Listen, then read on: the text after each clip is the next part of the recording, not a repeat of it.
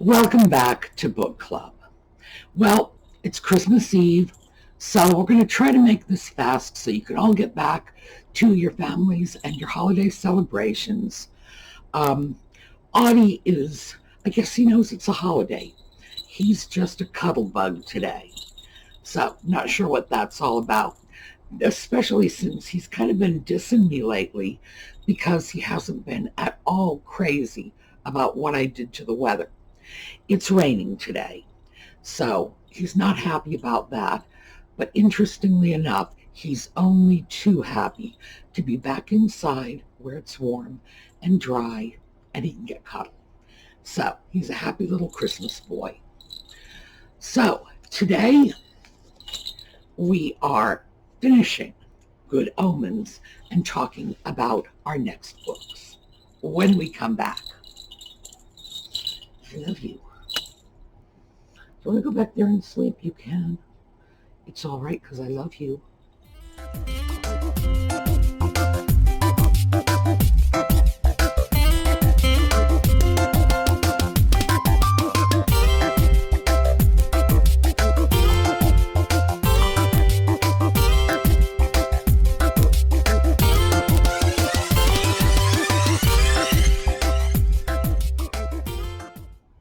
This is about the fourth time I have restarted this filming because I have a high-need kitty on my hands.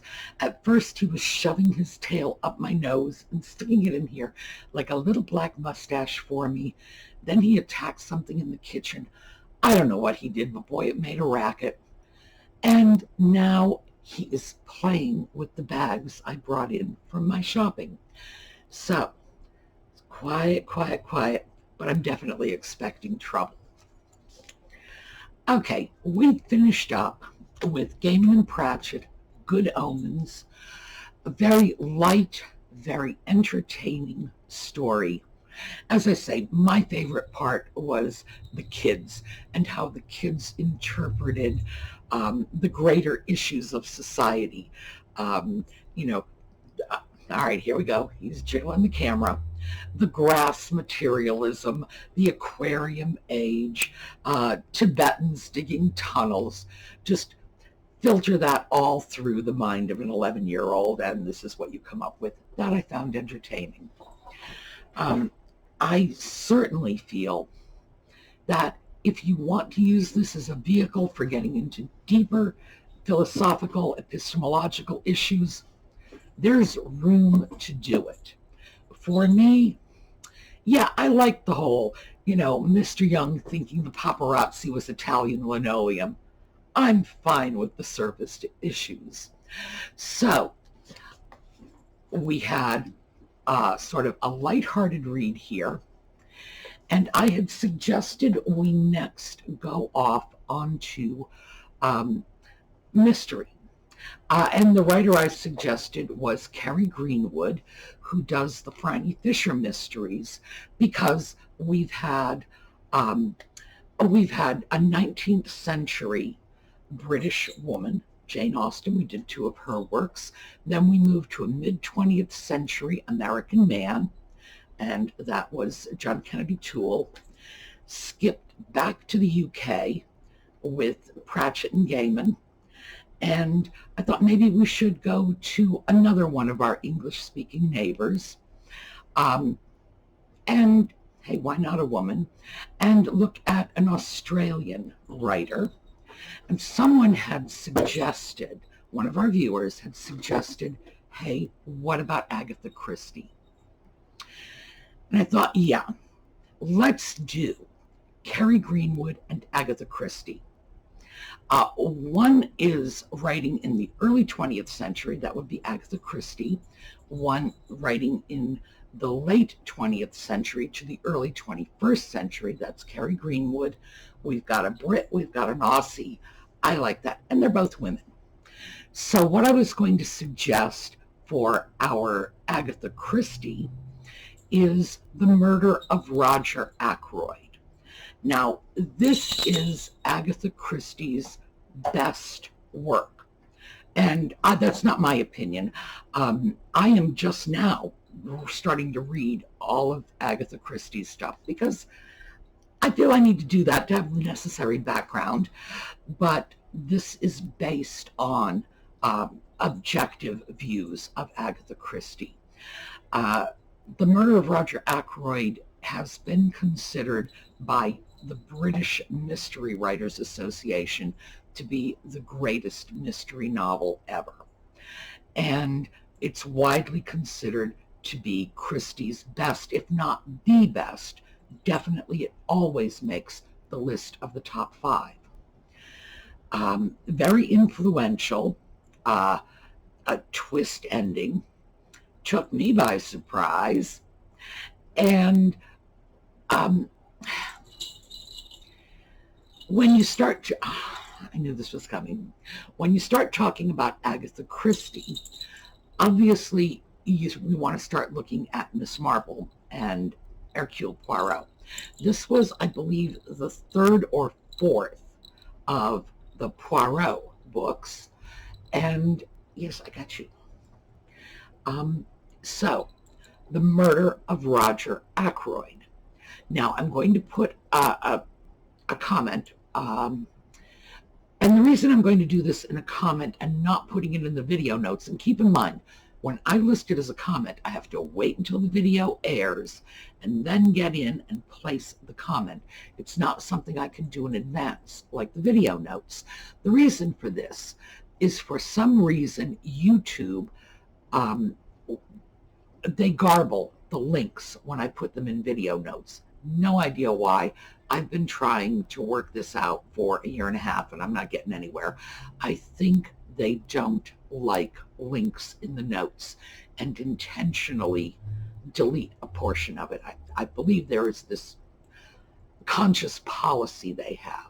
So the Murder of Roger Ackroyd, a PDF version, will be noted in a pinned comment. That means it'll be the first comment.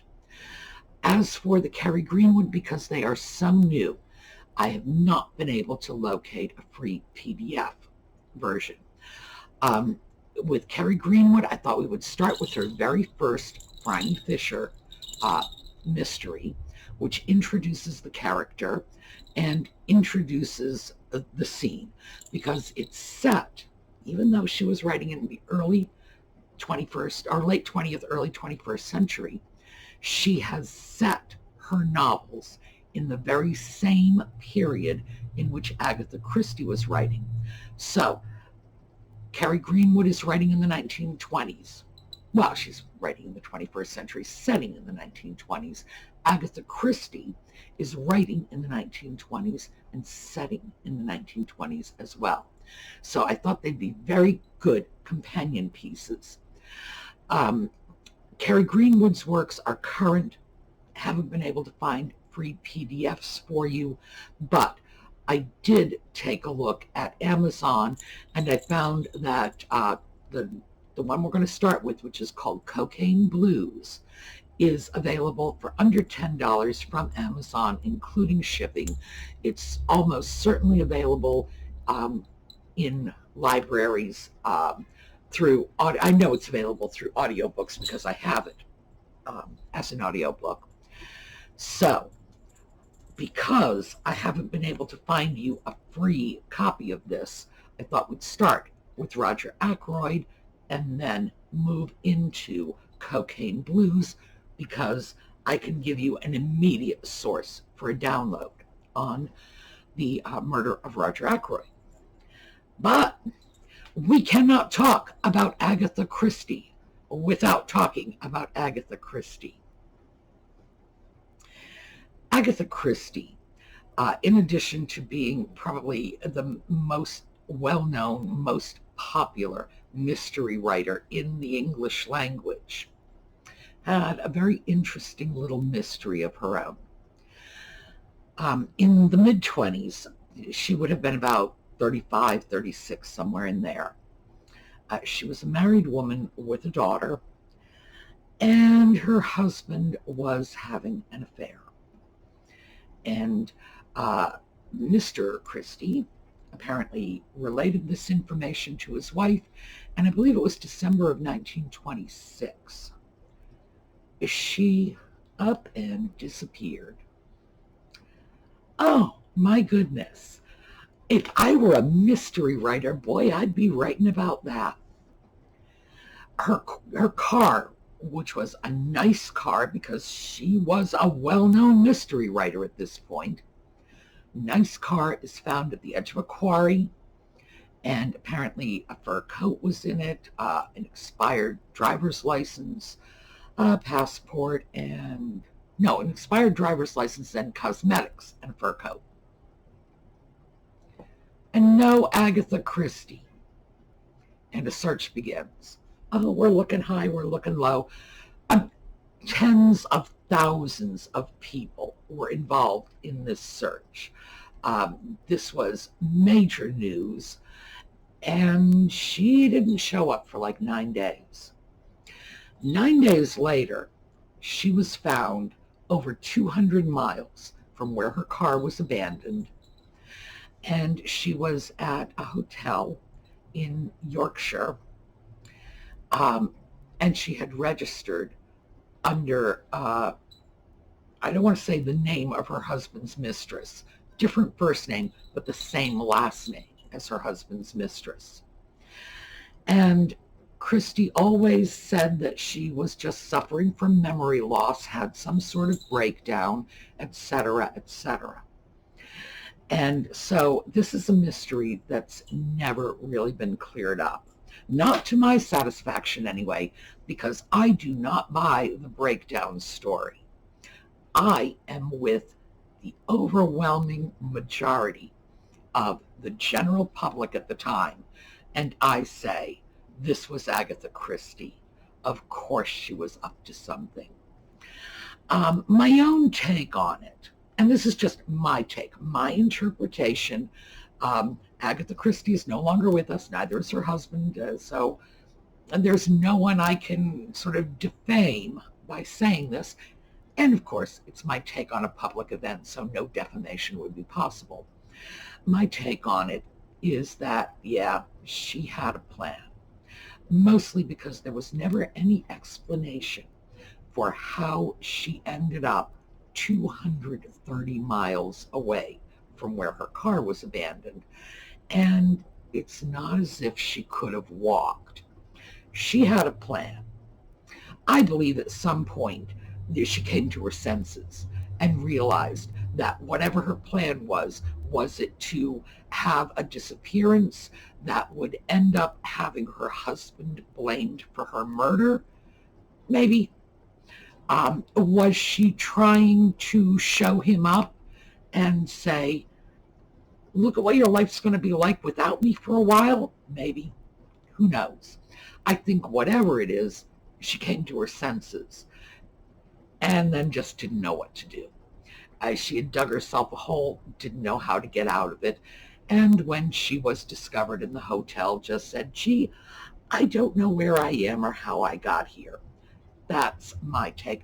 And I'm not alone. Like I say, this is not like some brilliant theory I've come up with. This was the belief of the general public at the time, because, as I say, it's Agatha Christie we're talking about. Interestingly enough, there was a similar disappearance for a period of about 2 weeks. Amy Semple McPherson, the American evangelist, and in McPherson's case, I honestly do believe the woman had a complete, like, lunatic nervous breakdown. And why would I say McPherson did, Christie didn't? And it's because of the nature of what they did. I think that Amy Semple McPherson, as an adored and almost deified preacher and faith healer on the radio with congregants like crawling around to touch her skirts, was in a massive pressure cooker. And the idea that, people were looking to her to pull their dying children out of comas and whatever just sort of became too much for her one day. Because I think any of us in that situation would have said, oh my word, this is too much. I think That was the difference.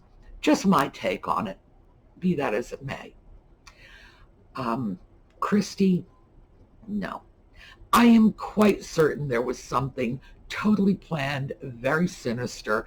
And as I say, for me, the biggest question is, yeah, and how did she make it 230 miles away? Never said. But clearly she had a plan to get from point A to point B, and she executed it.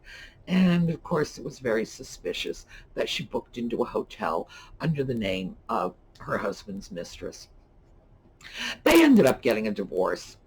I do not feel that anything Agatha Christie did in that was hard to understand. After all, in those days, a man cheating on his wife was a big deal.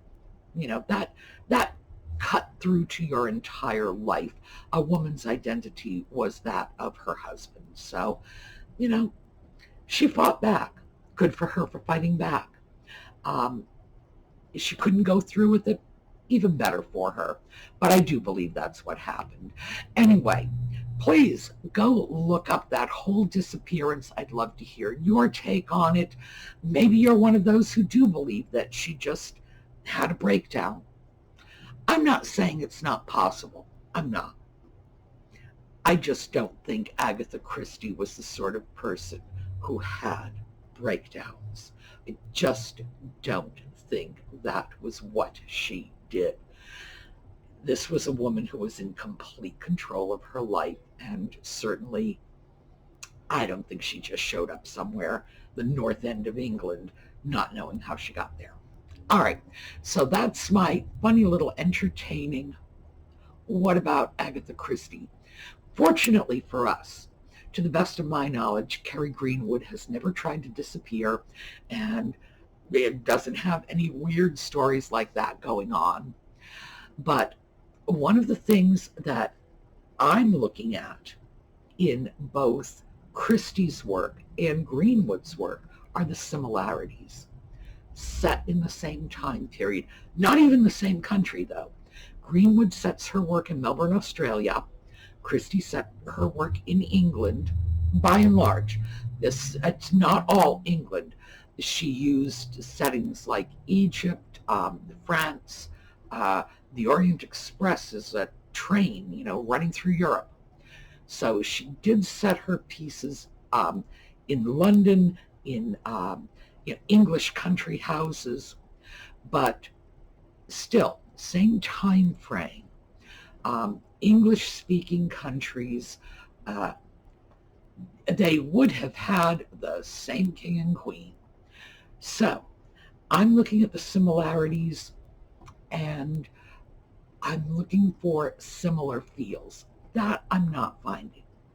So let me know what you think. Let me know what you think about Agatha Christie's disappearance. Are you with me? Do you think she was trying to set her husband up?